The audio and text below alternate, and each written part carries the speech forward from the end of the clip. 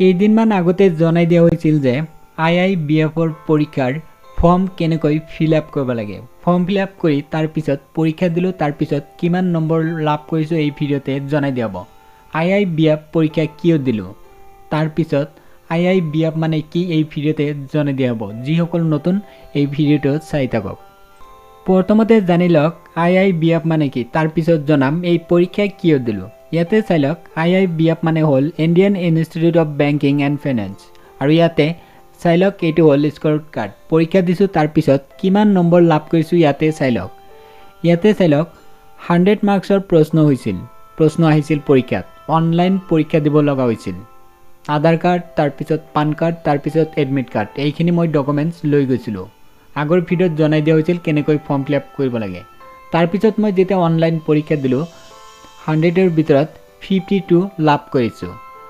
100ৰ ভিতৰত 40 পালে 5 মাৰ্ক, মই 52 পাইছোঁ। তাৰপিছত চাৰ্টিফিকেট কেতিয়া আহিব এতিয়ালৈকে ডেট ফিক্স হোৱা নাই, কেইদিনমান দেৰি হ'ব পাৰে।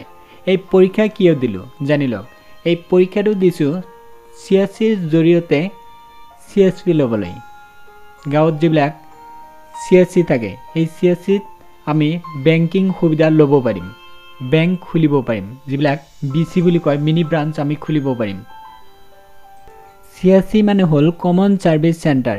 বহুত দোকানত তেনেকৈ লিখা থাকে অৰুণোদয় কেন্দ্ৰ, ডিজিটেল সেৱা, কমন ছাৰ্ভিচ চেণ্টাৰ এনেকৈ লিখা থাকে। সিহঁতে মানে CSC লৈছে। CSCত বহুত চৰকাৰী সুবিধা থাকে, সেইখিনি CSCৰ জৰিয়তে কৰিব পাৰিম।